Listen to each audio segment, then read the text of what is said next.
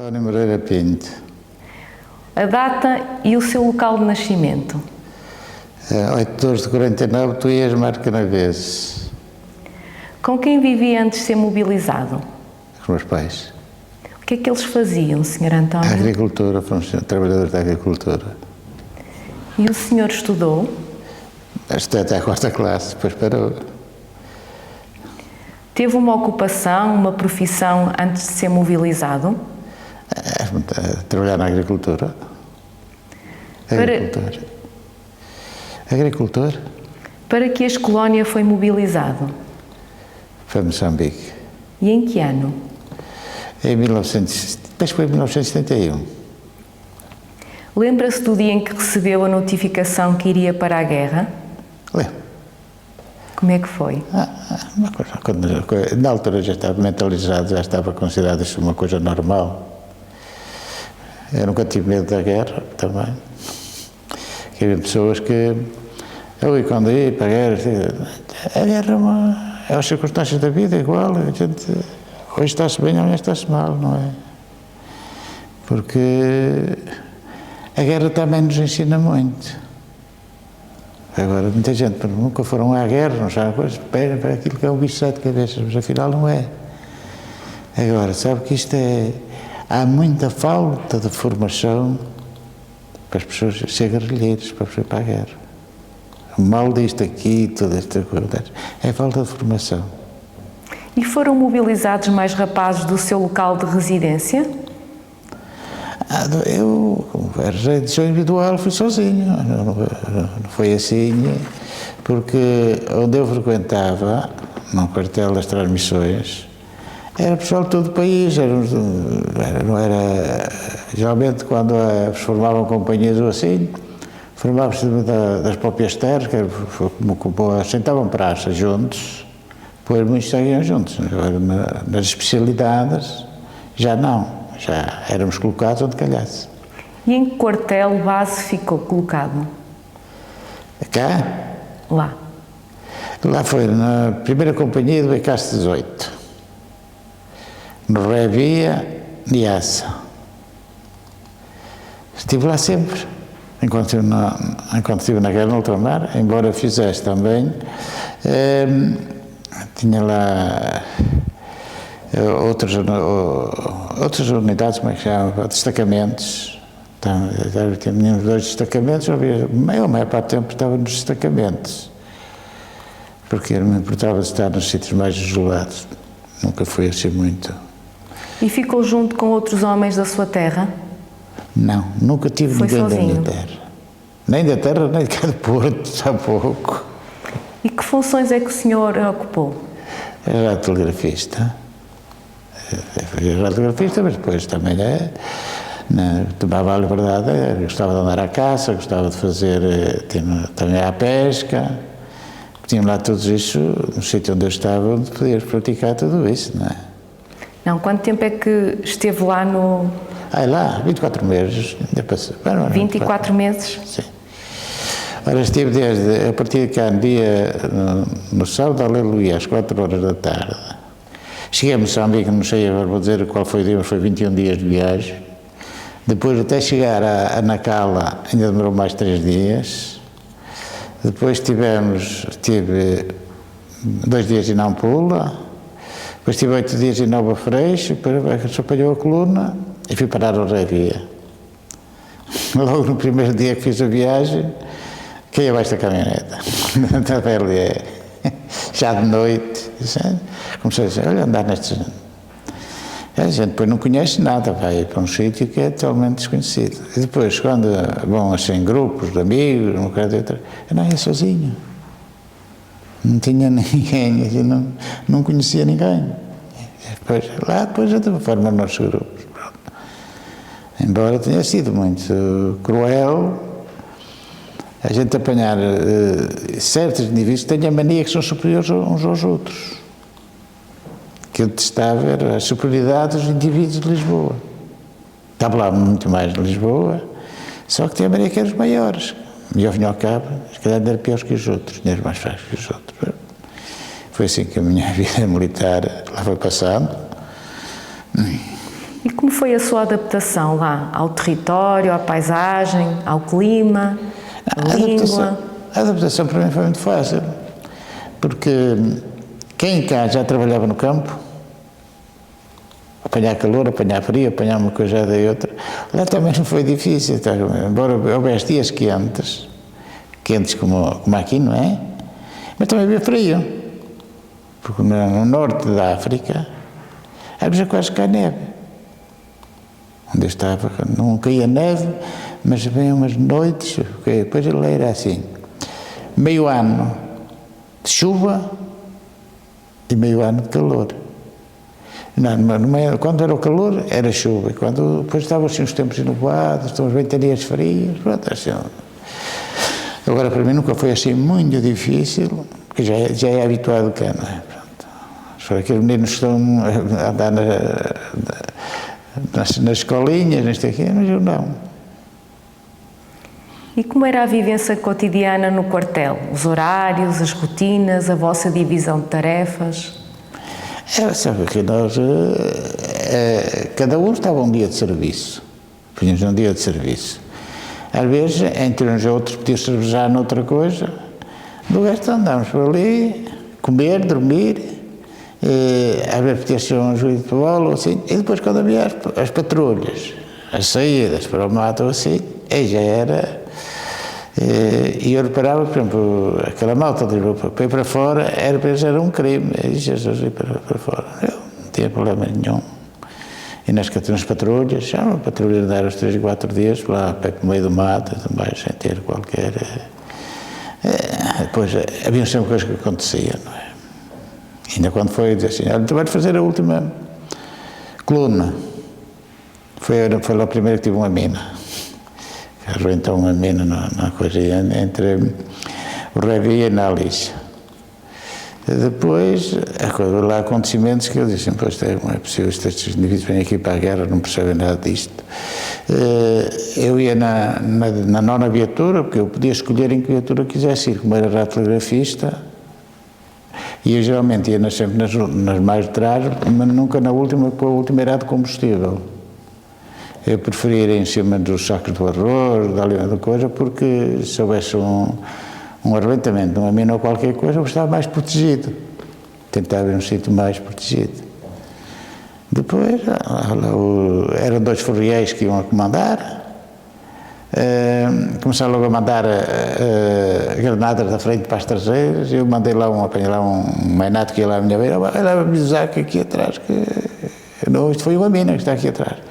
Depois lá chegaram, pronto, depois ali foi quando eu também me impus perante o comandante do batalhão, porque pronto, nós estávamos lá no mato e a viatura ficou inutilizada, nós não podíamos abandonar. Estivemos lá 24 horas. Agora, eu sabia que na lei estava escrita não podíamos estar mais que 24 horas no mesmo local. E nós estivemos lá 36 horas. E eu, então, liguei para o batalhão. Nessa altura estava lá o comandante da minha companhia, estava lá numas reuniões. E eu pedi para falar com o coronel. Que era o coronel, que era o comandante do batalhão. Já falaram, isto é assim. Nós não estamos aqui já mais que 24 horas, porque eu estava sempre a mandar mensagens para vir fazer o reboque da viatura, estava sempre com a mandar. Se vocês não mandam o reboque, nós vamos abandonar. Depois então ligou-me o capitão e diz assim, por favor, não abandonem. E eu assim, não, também só foi uma ameaça, porque nós não íamos abandonar, porque você sabe, se a gente ficasse muito tempo parado, no mesmo local, estávamos sujeitos a ser atacados, outra coisa qualquer. Dava-lhe tempo, se houvesse ataques, a se organizarem para nos atacar. E eu fazia assim os furriéis que está aqui lá, a comandante. Aí nós não assumimos responsabilidade de nada, assim, não se preocupe, eu estou a assumir as minhas responsabilidades. Porque lá está, também era a falta de inexperiência que a gente se podia impor também, não é? Porque nós éramos ali abandonados assim à toa. E como é que vocês contactavam com a família em Portugal? Olha, através de aerogramas. Na altura havia algumas cartas assim, mas sabe, mandar carta, mandar um aerograma é a mesma coisa, porque nós estávamos num sítio, não havia correios, não havia nada, não é? A gente distribuía uns lá os aerogramas, a gente mandava uns aerogramas aí, pronto, nada. E o senhor deixou namorada ou esposa em Portugal? Não deixei namorada nem esposa. Depois é que comecei a namorar, estava lá. Se o senhor teve madrinha de guerra, no período em que esteve mobilizado em Moçambique? Não teve? Foi assim muito... Fiz as minhas medições e tudo, mas também não foi assim ficar agarrado ali. E vocês recebiam notícias de Portugal? Olha, como radiografista não havia de receber.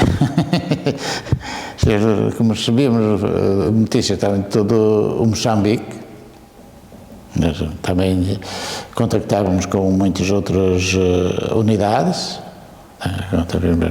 também contactávamos, e às vezes também para ajudar uns aos outros, porque às vezes não havia interferências nas comunicações e uns conseguiam contactar e já está, conseguia contactar uns com os outros. Como é que era a vossa alimentação? Vocês tinham acesso à água, caçavam, pescavam? Pescássemos, tínhamos que ser nós pescar para nós comer, não é? Porque do resto era aquilo, era fornecido pelo batalhão, vinham fazer o reabastecimento a Nova Freixo, e havia esses abastecimentos. Depois, quando estava o tempo de chuva, que às vezes não se podia vir, havia lá a DAO, o helicó, o avião, que era a terciária, que nós só vir à terça-feira, nós chamamos de terciária, porque era a terça-feira. Depois, outras coisas, pronto, também caçava, pesca, quando estava no destacamento, aí havia pesca e caça. Na companhia já era mais difícil, porque nós no destacamento não havia qualquer população ali, estávamos ali como fosse uma cadeia, pronto, nem quisesse fugir, nós fugir, estávamos a 40 ou 60 quilómetros das outras partes. E depois, pronto, a gente andava ali, às vezes jogava ali uma bolacita, entretia-se às vezes um bocado antes, e depois tomava a liberdade e ia à caça, a caçar e pescar.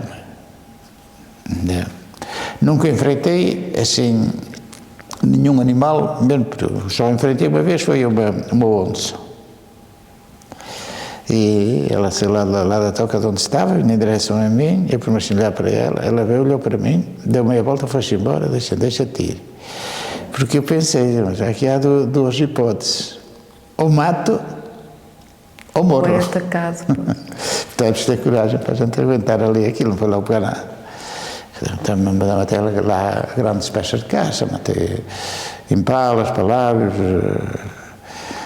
e também na pesca de jabalis, até jabalis, porque me deu que ser bastantes. Pois, era tudo para nosso consumo, não dava nada para a companhia, porque o primeiro porco de mato que eu matei foi dia 10 de agosto. A história estava lá há 3 meses. Nunca pensei que ia matar, porque eu andei com ele no mato, aí eram 2, e eu disparei, mas eles fugiram. Até sempre entender, chegou acima, estava morto no chão. Portanto, depois, lá vamos buscar, depois diz-me assim o alferes, aí tu podias dar isto para o rancho e tal, que depois o primeiro paga-te. Que na altura dava 150 escudos por cada porco, que a gente matasse, ou o javali, está bem. Pronto, lá foi para o rancho e tal.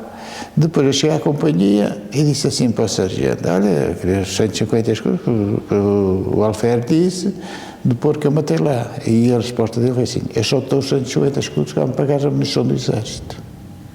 Eu disse, está bem. Então amanhã a partir de hoje o exército não come mais carne que eu posso distribuir pelos outros, mas para as contas da companhia não come. E pronto, depois me matei. Depois houve um tempo em que eu vinha do Morama, que era o destacamento do Morama, para a Revia, e vi um cordeiro de mato grande. Mandei parar as viaturas, as pessoas todas a olhar, ninguém não via. E pronto, matei o cordeiro de mato, cheguei à companhia, já lá estava outro capitão, que era o capitão Teixeira da Silva, que teve aqui muita nessa hora.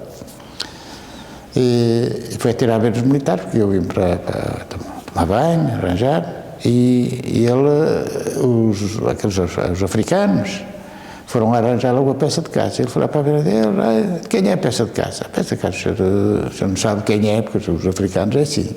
É do telegrafista que está. Pronto, ele achou à minha porta, lá à minha beira, vinha tomar banho. Aí nós, assim, diga ao capitão, o que é que se passa? Diz ele assim, eu quero que dês a peça de caça para o rancho. E eu, dar a peça de caça, não dou nada para o rancho, porque, para já eu vou fazer uma festa, e depois o meu capitão prefeito já está convidado logo à noite. E disse assim, não, é que se eu quisesse, davas a peça para o rancho e davas mesmo, sim. E ele então depois foi perguntar aos outros oficiais porque é que ele não dava a carne para o rancho. Ele disse, é que o primeiro também não pagou o primeiro porco que ele matou. E pronto, e depois disse-me ele assim, olha, se eu estivesse cá, que é a diferença que faz os homens para os outros. Você levava dinheiro para comprar uma casa em Portugal. Então, uma vez fomos visitar lá para uma companhia de intervenção, isto não é da minha comissão, são umas peças atrás, outras à frente. E pronto, foi assim, olha, amanhã vamos à casa. Lá veio um cara aqui do Volta Maia, que era mecânico, eu queria ir à casa contigo. Está bem, pronto, vamos lá à casa, pronto. Lá fui à casa, quando acordei, era para ir às 6 da manhã, fui às 8. Adormeci, pronto, e ele também, fomos lá fora. Quando vamos lá para lá acima, agora aquilo já estava explorado por mim, foram para lá e já vinham um bando de 8 homens para lá baixo, todos faziam uma barulheira do caraças. Olha, fomos lá, não vimos nada. E digo assim, que o rapaz estava umas vilas boas, assim, olha, vamos atravessar para o lado ali da picada e depois vamos embora. Atravessamos a picada, aparecem logo todos os animais. Matei 2. Aquilo ainda dá para ir à volta de 600 a 700 quilos de carne. Os dois. E depois, pronto, e vendi ao capitão da companhia deles por 800 quilos. Depois tive outras peças, não é?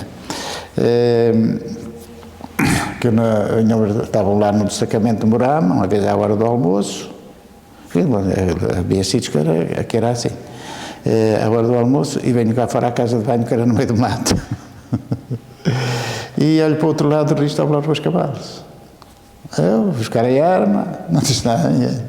Eu vou para lá atrás, depois veio logo mais dois grafistas atrás de mim. E eu mandei um tiro e um aninhou logo. Não ficou morto, mas aninhou logo. Depois os outros dispararam mais 2 tiros, aí vem o alfer, vem tudo a correr, depois que estavam a ser atacados. Eu disse, não, o que é pior é que ataquei os animais do outro lado. Pronto, lá fomos buscar o animal, pronto, estivemos ali, trouxemos-o para o lado de cá. Estava lá um cabo que já viu o animal, ele ia se arrastar para o chão fora, e mandou-lhe uma rajada.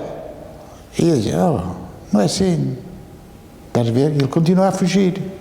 Eu apontei-lhe sem apontar a arma, mas não teve na cabeça ele que eu logo no mesmo sítio. É preciso saber.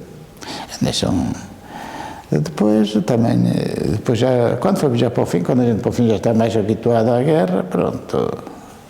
Um dia foi lá um tenente, que era o tenente Pamplona, ele era cá muito conhecido, Pamplona, que ia fazer a graduação, tinha que ir lá ao mato, fazer uma experiência, para fazer uma graduação para chegar a capitão.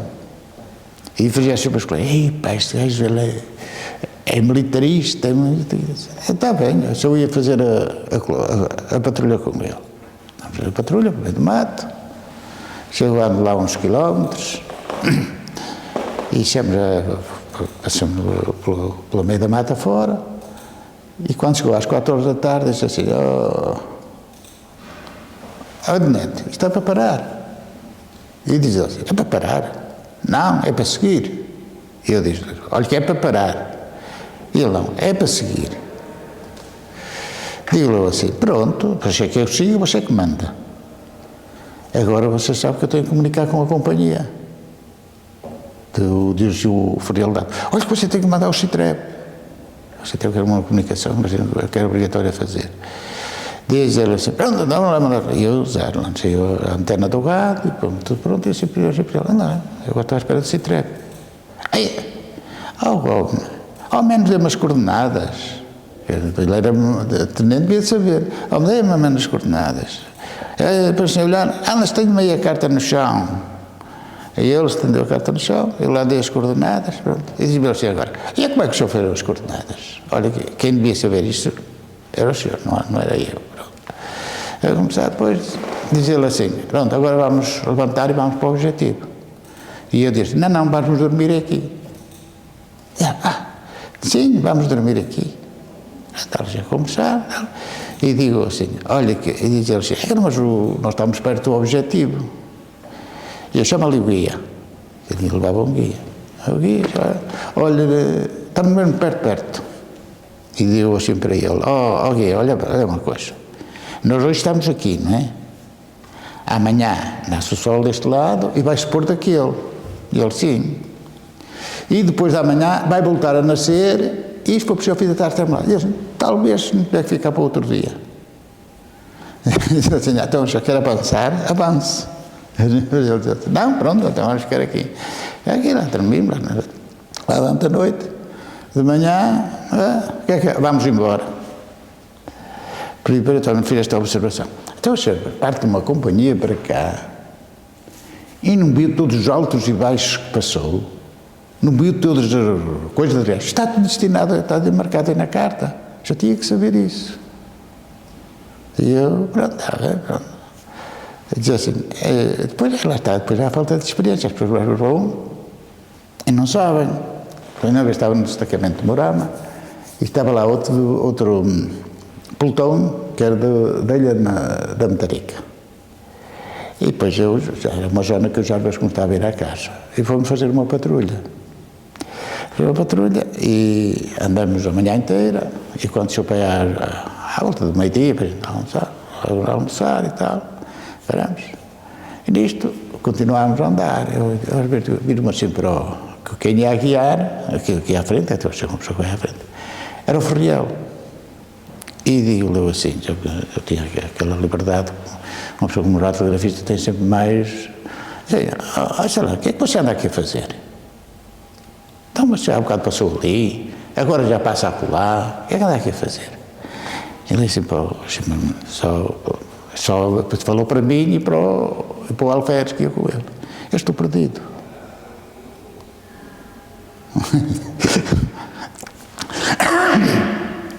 Diz assim o Alferes, então vamos embora, mas conseguimos ir embora. Disse, pronto, eu levo-os para o quartel. Por lá à frente, em 2 horas estávamos no quartel. Porque eu estava farto de dizer aquilo, não é? Mas então, anda para ali, vai para ali.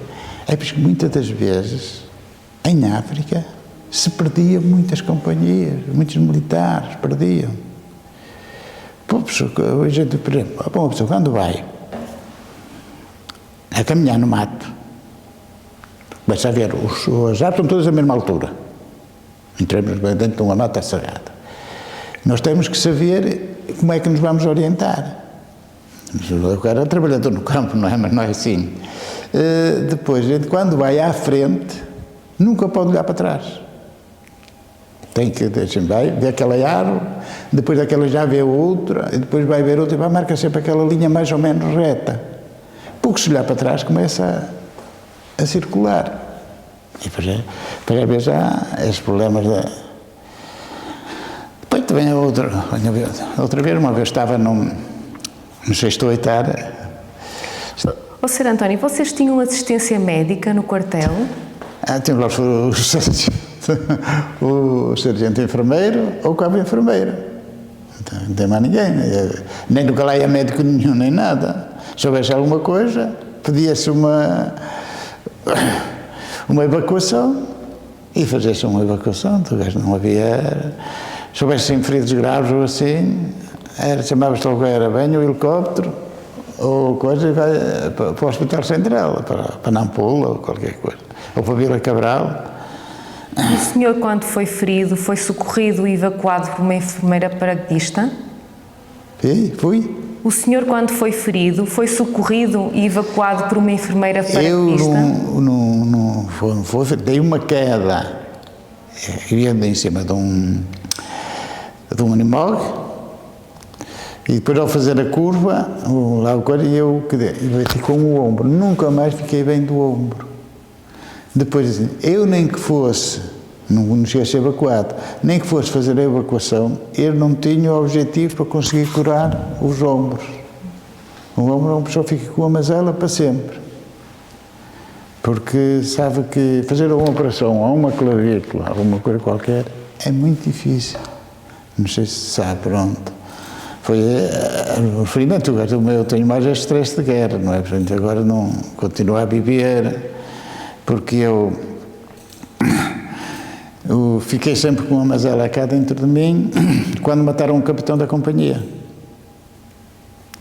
Porque eu estava na companhia, e não cheguei a ver o capitão. Não sei se a cara dele se era bonita, se era feia, se era gordo, se era magro, não sei. Agora sei que eu estava na companhia e fui para o Mooco, que eram os 2 destacamentos que tinha, fui para o Mooco.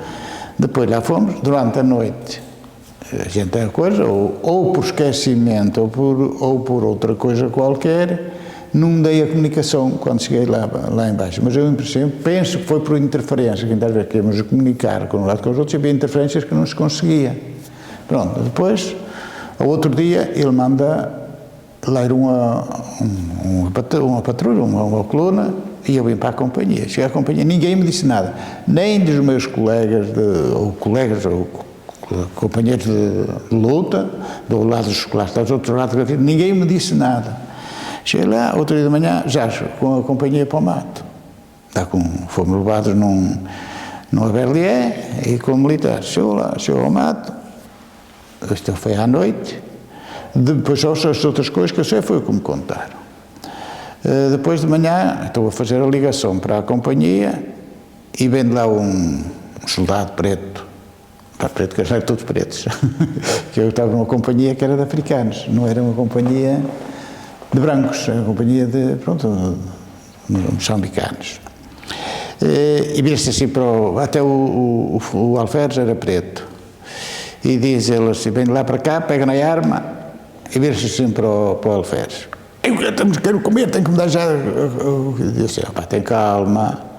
E estava, só que ele esqueceu-se de uma coisa.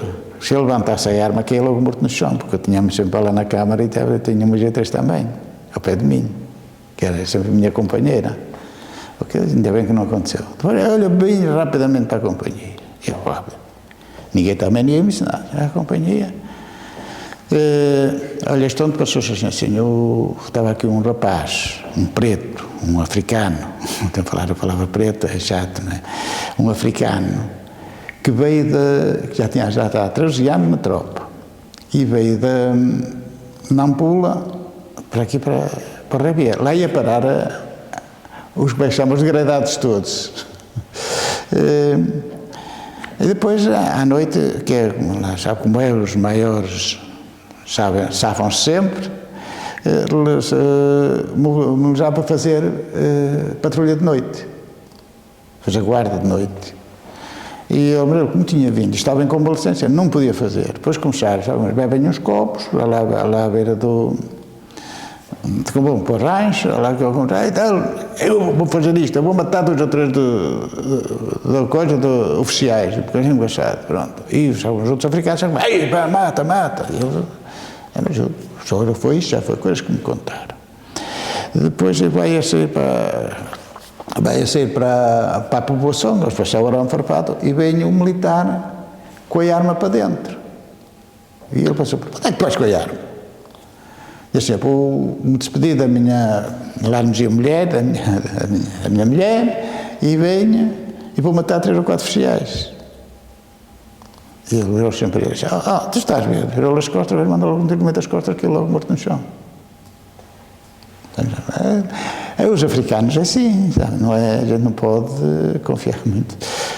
Você hoje vê o que se passa lá, não é uma coisa muito com essa política. E o senhor vivenciou, visualizou, e ele... Pronto, e ele disse, olha, ele depois fugiu com a arma. Matou o capitão, fugiu com a arma. Ele tinha 22 anos. Foi um daqueles capitães que foi, lá está, falta de experiência. Foi graduado a capitão, que ele era alfés e graduado a capitão. Foi quando depois foi para lá o Teixeira da Silva, substituído, Teixeira da Silva, que era já um capitão dos comandos, já tinha sido, formou a primeira companhia de Rangers em Angola.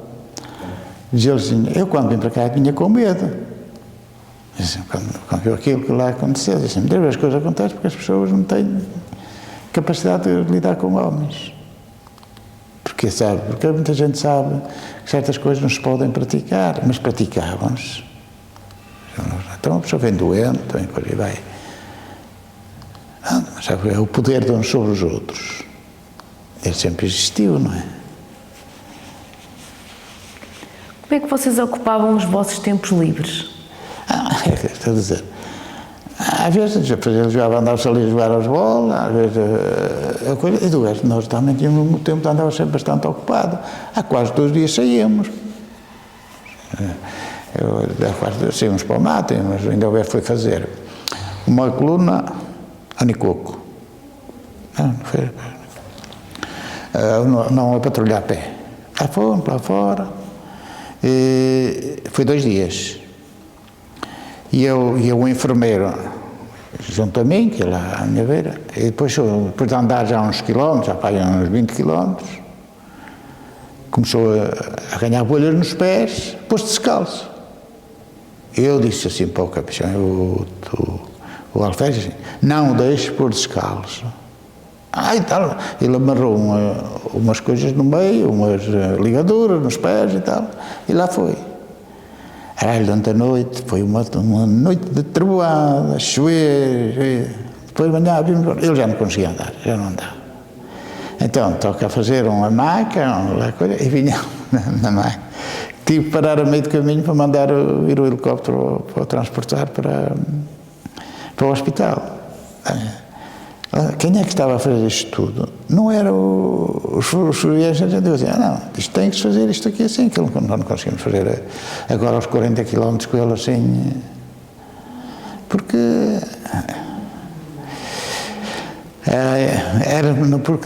numa companhia formada em Moçambique, estão sempre a ser substituídos os comandantes. Hoje vai um ferreiro embora, vai um alferes, mas nós, a tropa macaca, que somos nós a tropa macaca, ficámos sempre lá no local. Tiveram lá 3 capitães, ou foi que mataram. E um que esteve lá, o primeiro, que também, ele cá praticamente nem saía cá fora. E depois o Teixeira da Silva, pronto, em princípio foi aquele que ele disse que não, mas já estava sempre comigo.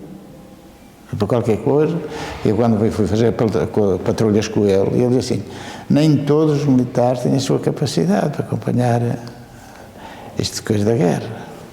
Porque sabe, aquilo é muito fácil, mas falta muita preparação para andar numa guerra. Sabe isto? Depois acontecem muitas coisas, a gente quando começa uma guerra, vai para lá, tem muito cuidado com tudo. Mas quando chega do meio em diante, começa-se a baldar. Porque picava todos os dias aquela picada para passar o carro, depois deixava-se de picar, depois já aparecia uma mina, já arrebentavam a mina, depois se deixou de picar. E muitas coisas acontecem assim, sabe, não é?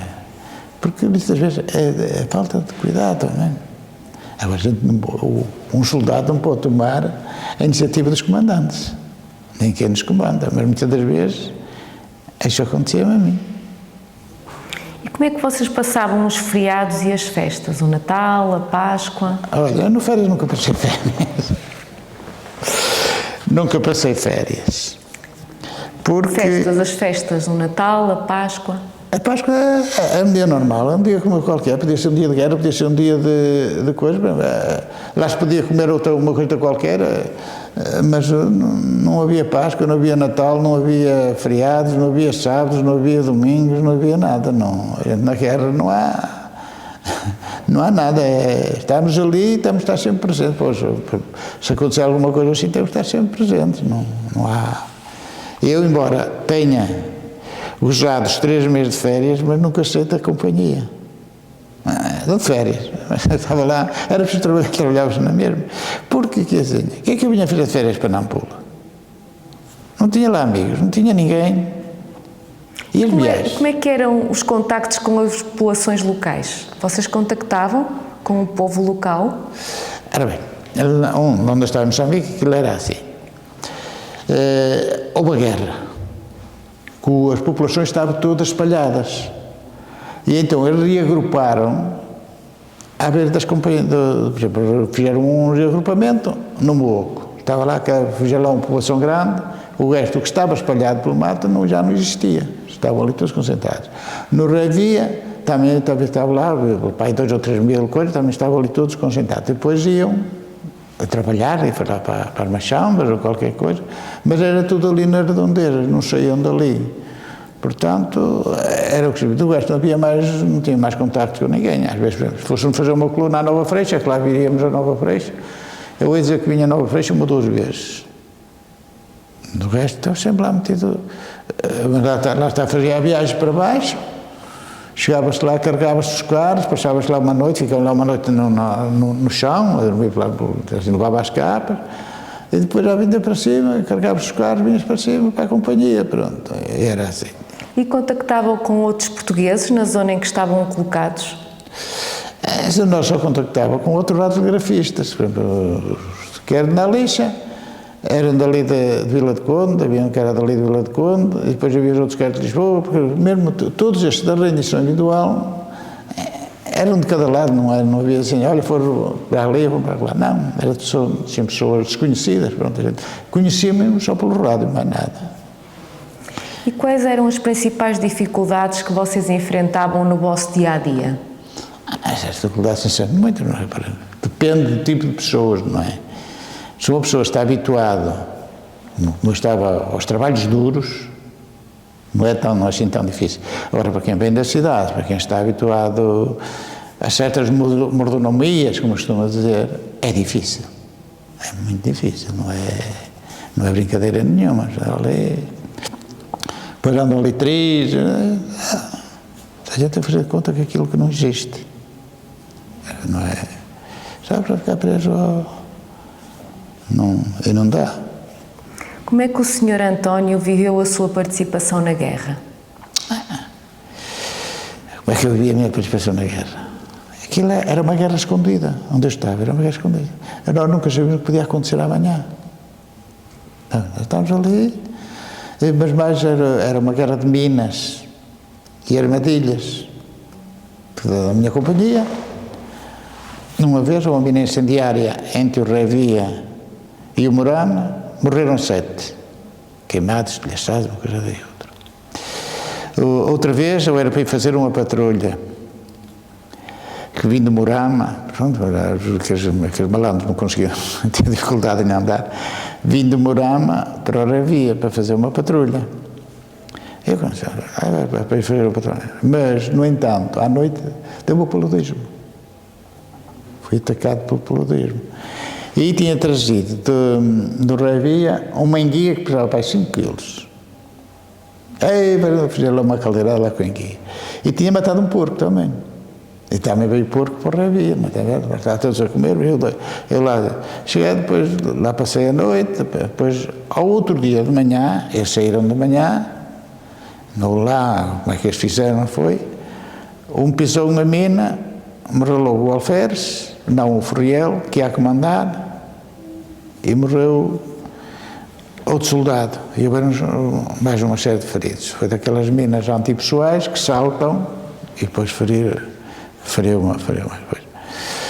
Lá regressaram outra vez para a companhia, pronto, e ao outro dia lá fui eu fazer a patrulha.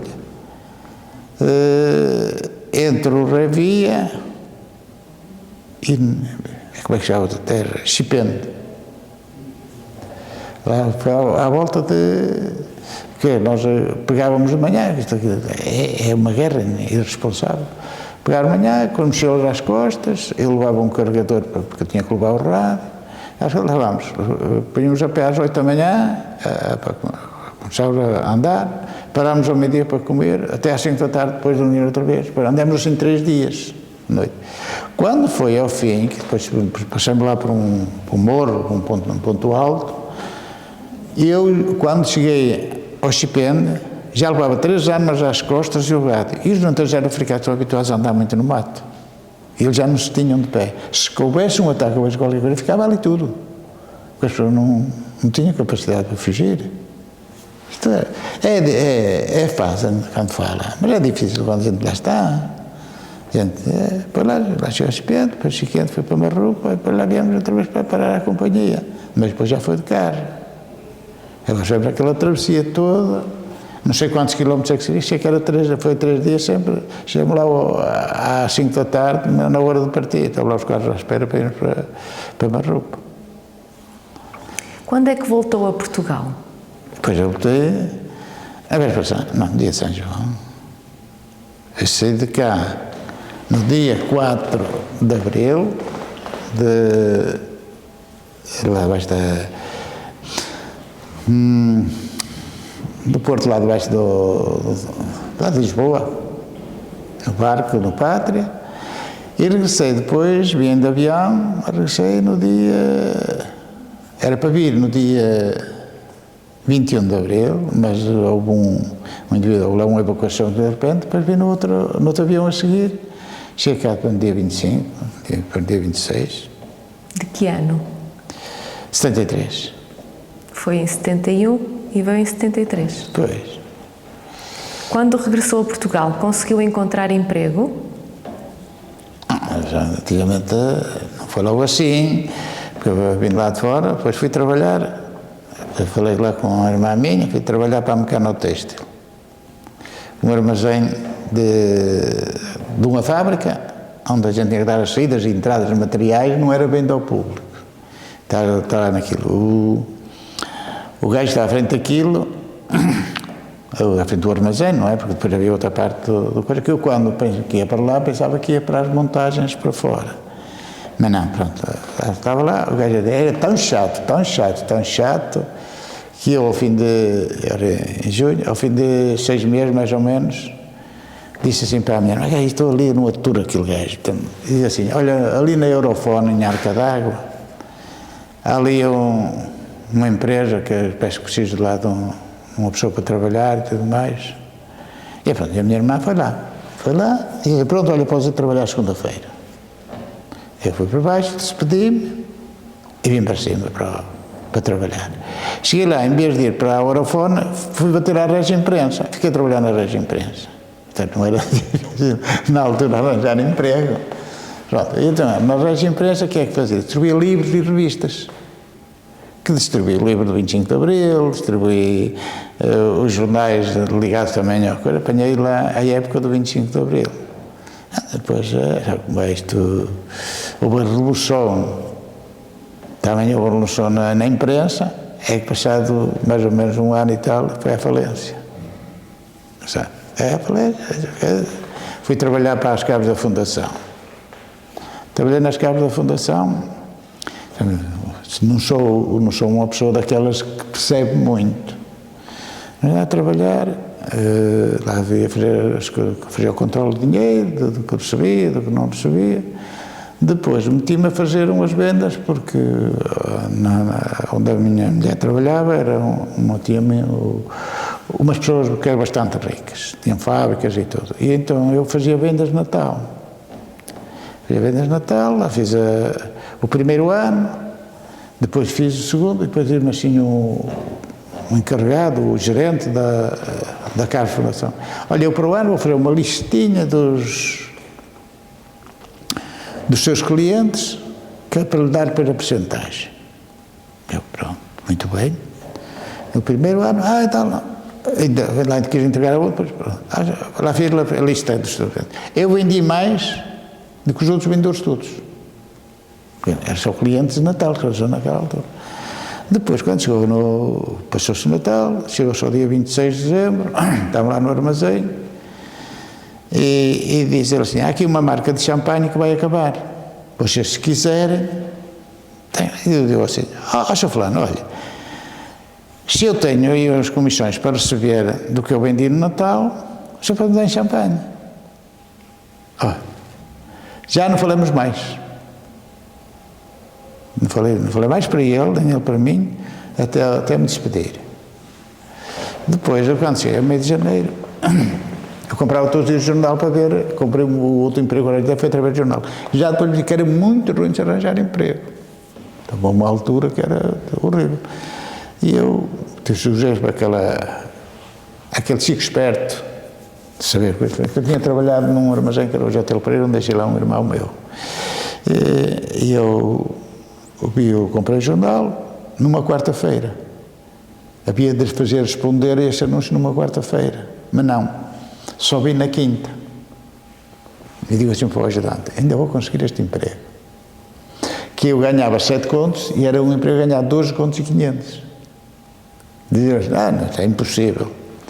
Eu outro dia chego lá, para lá ver do armazém, dado que era da Malisa, e deixo por lá abaixo, queria falar com ele, e dizia assim, está bem, olha, eu venho cá do mando, não fui dizer que eu ia responder ao anúncio, eu venho cá do mando do meu irmão, que trabalha no Hotel Pereira, que era o maior armazém de mercearias aqui do Norte, que me disse que vocês iam aqui meter um motorista. O anúncio foi ontem e tal, pronto, foi ontem, de qualquer maneira estou empregado, disse para ele, depois estava assim a conversar, estou empregado. Nisto ele manda, estava lá um empregado e mandou ver se eu tinha lá, que eu estava lá com o caminhão do vinho da parte de cima, foi lá, tinha lá o caminhão do vinho, distribuições, olha, não está a mentir. Depois um bocado, disse, chegou o patrão, diz ele assim, foi lá assim a falar com o patrão, porque já tinha 2 motoristas contratados, outro dia. Isto nunca mais me dava resposta. Eu assim, olha, eu amanhã tenho que carregar para ir para Valença, a fazer a volta do Norte, diz ele assim, olha, eu vou lá sem falar com o patrão, olha, pode passar cá amanhã às 9 horas. Está bem. Outro dia, carreguei tudo, prontinho, passo lá às 9 horas. Sim. É só para saber quando já pode vir trabalhar. Fui logo de um ordenado de 7 contos por mês para um de 12 contos e 500. Entrei a trabalhar no dia 1 de fevereiro. Em março, a empresa fazia anos. Isso é que já são patrões. E ele dava sempre um prémio quando a empresa fazia anos. Portanto, eu na altura, como já estava lá ainda há 3 meses, damos 5 contos de prémio. Já? Então, e teve nessa empresa até se reformar? Diga? Teve nessa empresa até se reformar? Não. Depois fui para a Câmara. Porque lá estão os problemas que acontece hoje. Estava a trabalhar, depois quando chegou ao mês de abril, ele lembrou-se de dar o prémio, não, foi nem coisa, deu o prémio no Natal. Não. Deu o prémio no Natal, em vez de dar logo depois naquele tal, não. Então chegou ao mês de Natal, deu 30 contos de prémio. Eles não pagavam horas, mas também não os fazia. 30 contos de prémio. Depois lembrou-se de pagar o subsídio de férias, o subsídio de alimentação. Pagou o subsídio de alimentação do ano inteiro, tudo junto no Natal. Depois pagou o 13º mês.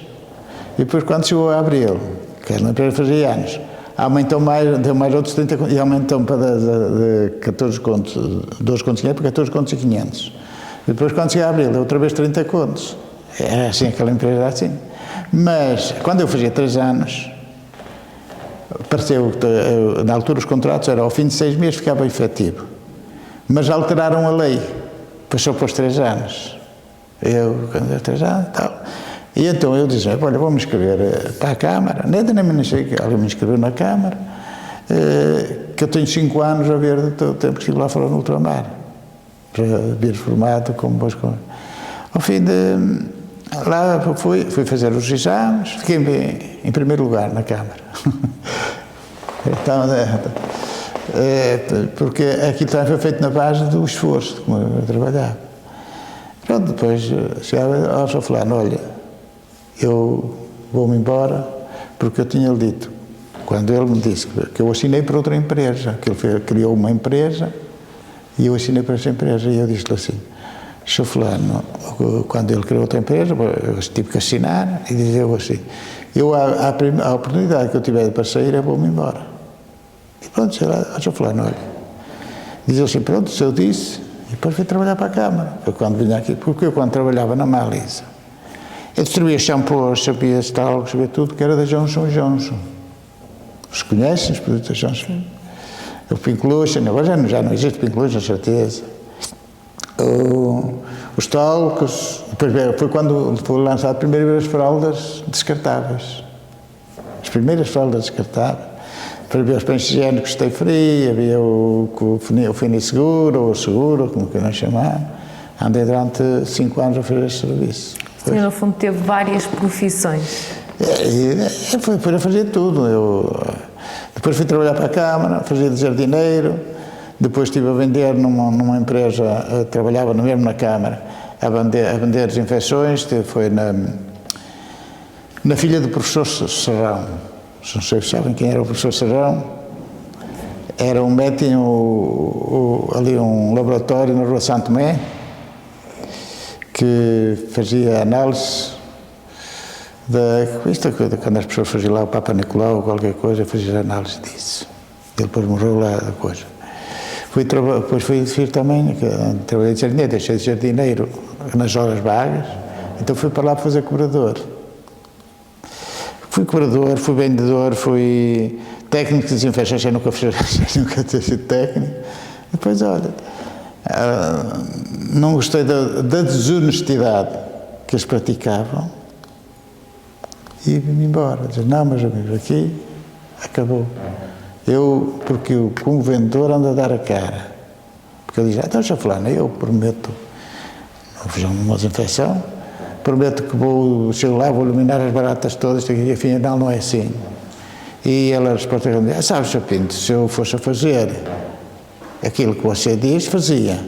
Mas depois nunca mais tínhamos clientes. E digo assim, é mentira, porque uma empresa, quando contrata uma pessoa para lhe fazer uma desinfecção, de um café, de um hospital, de qualquer, quer se ver livre das pragas.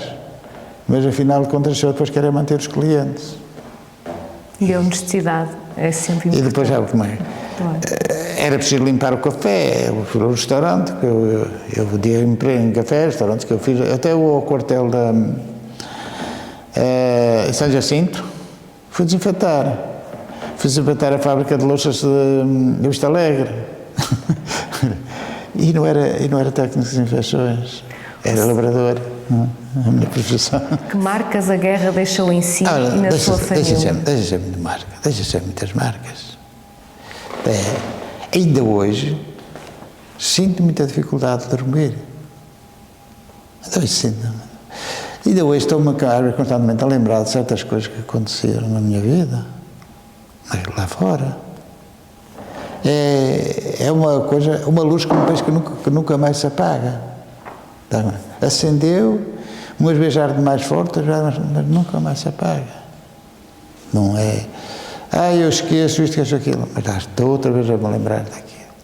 Porque ainda agora, por exemplo, agora estou olha para liga para as televisões, havia guerras aqui, havia guerras acolá, lembra-se dos tempos que lá passou. E isso, digo assim, se calhar, quando eu tive o infarto também pode ser derivado disso, de estresse.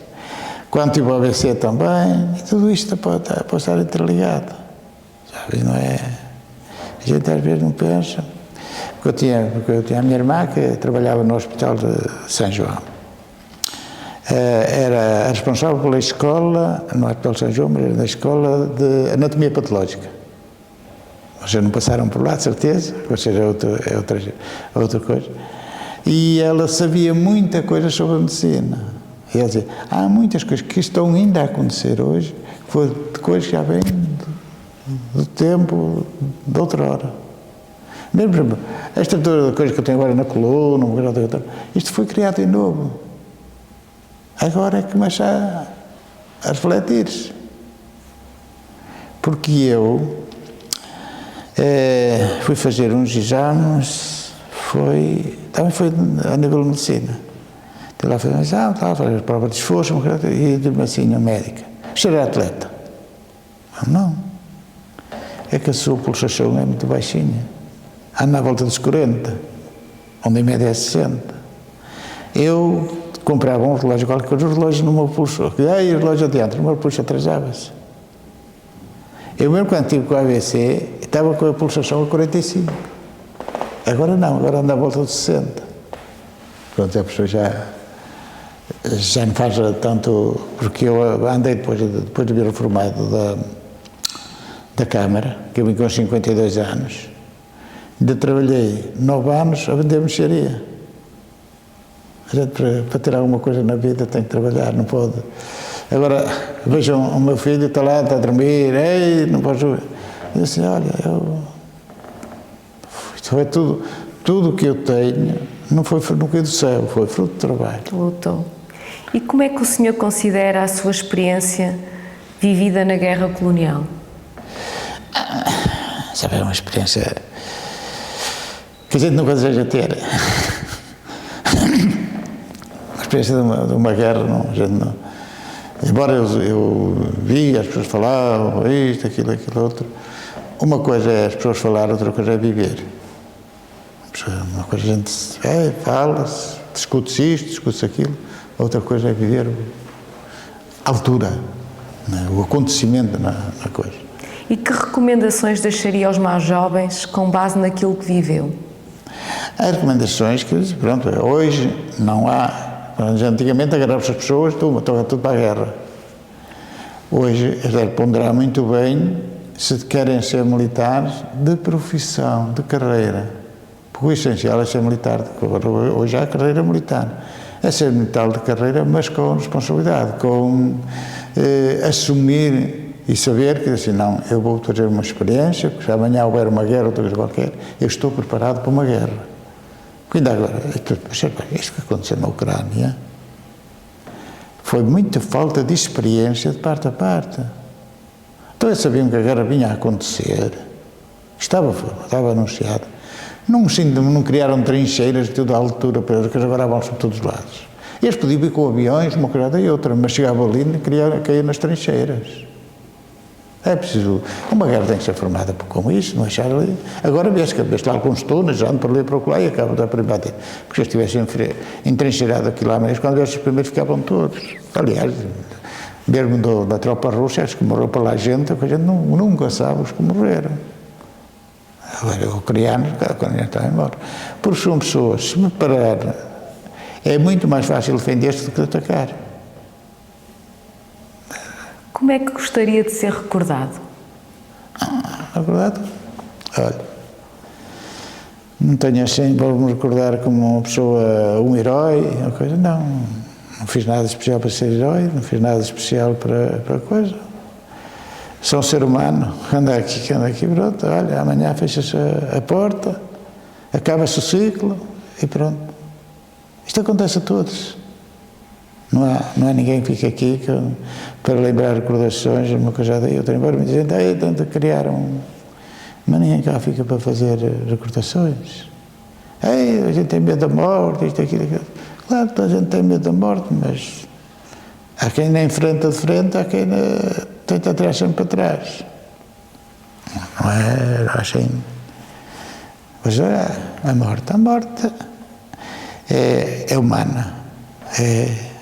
Não é como a árvore só morre se lhe faltar a água ou se a cortar. Nós não. Nós podemos por aí fora, parece um gajo maluco agora, quando há tantos, mas não tiro na cabeça, mas lá vai, olha, foi, apagou. É uma vela que está acesa, apagou, lá foi. É assim. Já morreram 2 irmãos meus, morreu o seguir ao mais velho, morreu com 48 anos, e outro morreu com 30 e poucos anos. Ele trabalhava na Câmara, foi no dia das festas da seda, no dia das festas, num sábado ou um domingo, na Cheia da Saúde. Deitou-se à noite e nunca mais acordou. É morte santa, como costumam dizer. A gente, os que cá ficam, depois vivem mais a morte, o faltar da pessoa, do que partiu. Partiu, chegou ali àquela altura. Agora, quando nós encararmos isso mesmo assim, não há tantos problemas. Agora, muita gente quer ter medo de morrer. Há de chegar a hora. Mas venha ele quem vier. O que é que eu vou dizer?